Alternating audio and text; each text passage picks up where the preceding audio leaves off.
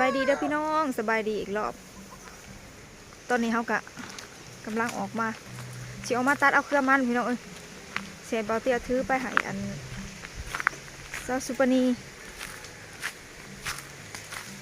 สิตัดไปให้พี่อันฉันเอามื่อปลูกที่มันบ่พอยังบ่แล้วพี่น้องเขาก็สิมาตัดเอาอีกมาทางนี้เอามานากำลังพรมาตัดเอาเครือมันแก้วตัดเอาเครือมันไปปลูกอีกไปปลูกตอนนั้นมันบ่พอพี่น้องก็เลยมาเอาใหม่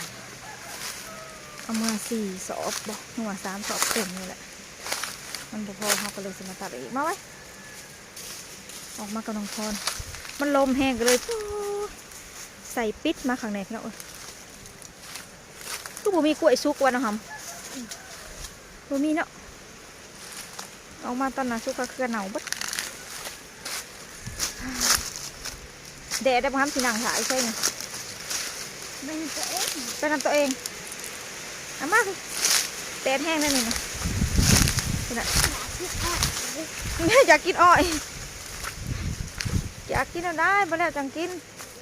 บ่แล้วจังตัดเอามาตัดเอาเดี๋ยวก่อนแดดแห้งอะไรมาตัดเอาเครือมันก่อนลูกนี่แต่ใบอ้อยทมไปเลยเครือมันกันก็อยู่หน้านะสิบจากงามบันไดพี่น้องก็เคี้ยวดีอยู่มาห้ามอย่าเหยียบหนออ้อยเด้อนี่เด้อตัวมันป่งเลยหนออ้อยป่งกับนี่เนี่ยครับมาห้ามเขาอยู่นะครับมาห้ามเขามานั่งอยู่ป่าอ้อยไว้นี่อยู่ร่องอ้อยตัวนี้ไว้ไหมมาถามแม่อยู่พี่ไว้เด็กลองมันโฮมนี่ครับมาถ้าแม่ไปชอมึงยังนะชอมึงว่าวโอ้ยนี่มาห้ามมาถาอยู่ร่องอ้อยนี่ผักอันนี้นี่นะนี่โฮมๆเลยนี่ตัดเอาเครือมันแล้วจังตัดเอาอ้อยนะอย่าอ้อยตัวพี่ย้ำมานั่งพี่เราในห่มนี่ลมรีสวายมันลมมือเศร้านี่นะสงัดพี่น้องมือเศร้านี่สงัดอีกติแต่ว่าตอนนี้ลมแห้งเลยเอาพี่เอามาอยู่ในสิโอ้ยมาแต่ซองเบิ่งอันว้าวก็เลื่อมตาแล้วซองมึงว้าวนี่จะจีจ้ามกับจ้ามเลยว้าวเอาขึ้นมาเงินได้ทั้งเพิ่มนะเขาอันทั้งเพิ่มกันเลยมากันจ้ะมาทำการดึงเอาเครือมันกันจ้ะพี่น้องเอาจากสอบ1ก็พอละเมื่อให้เพิ่นปลูกตอนนี้เขากกำลังเริ่มดึงเอาเครือมันพี่น้องนี่เครือมันเซลล์อยู่บ้านพี่น้องเอิญมันอีกยังเนาะว้าติ่งมันมีหัวได้ดินะติ่งขาดิเด็กติ่งได้ว่านี่แหละมันน้ำโอ้ยลืมเอาเสียมมาเลยลืมเอาเสียมมาขุดนี่เด้เอาเสียมมาขุดเนาะเอามันมามกนี่พี่น้องนี่มาดึงเอาผัดดึงเกลือขึ้นไปเลี้ยงหัวพี่น้อง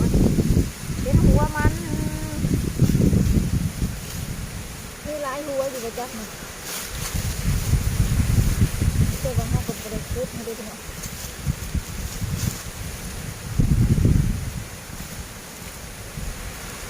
คุดบอกว่าสิมีอันหลายหัวอยู่นั่นวะมันมีแต่ใบอ้อยทมรู้ไหมเราใช้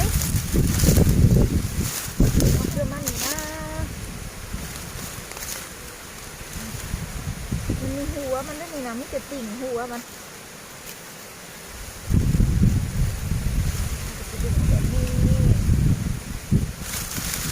โอ้ยมีแต่ใบอ้อยหล่นลงมาเป็น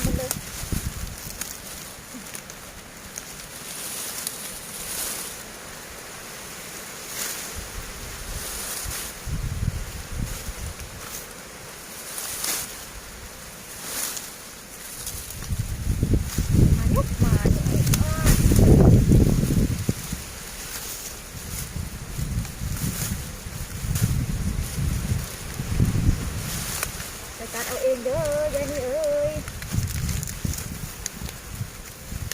บึงมันบึงบอลเหงามันมีหัวมันบ่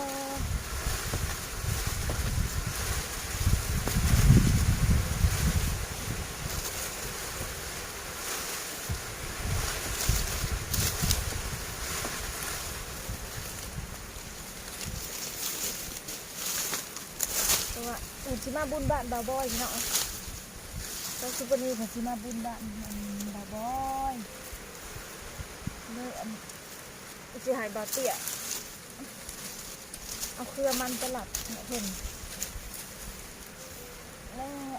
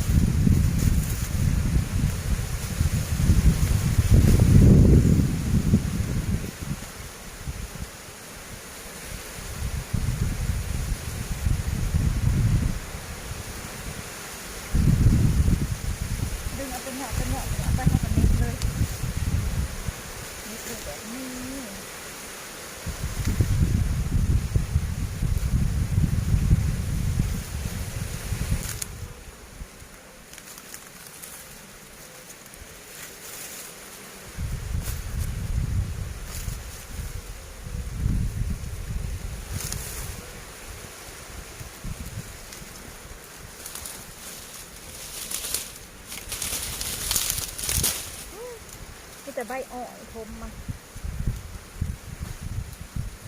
มีแต่ใบอ่อยทมอ๋อใส่เสื้อได้โดนเลยหอดระบาดนะหอด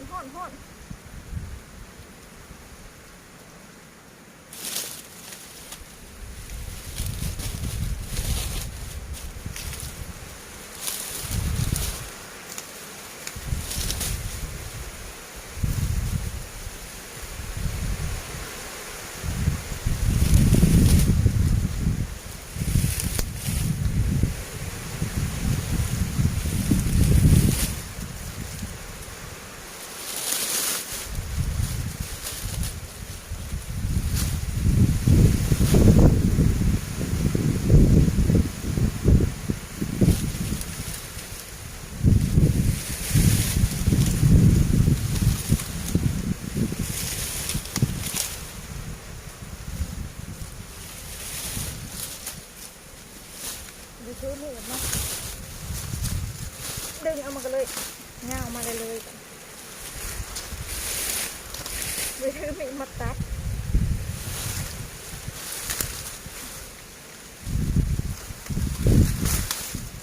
โอ้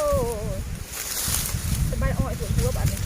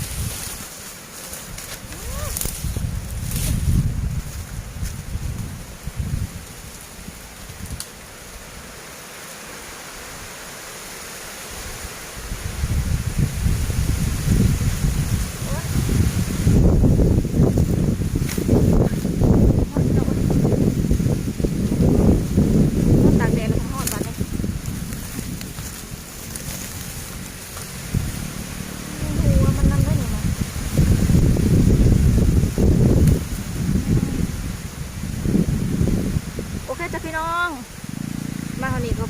เขาจะคลิปไปสำเนียงสะกอนเด้อพี่น้องแดดระบาดเนี่ยแดดกล้าแห้งระบาดเนี่ยพี่น้องพอกันใหม่คลิปหน้าเด้อจ้ะพี่น้อง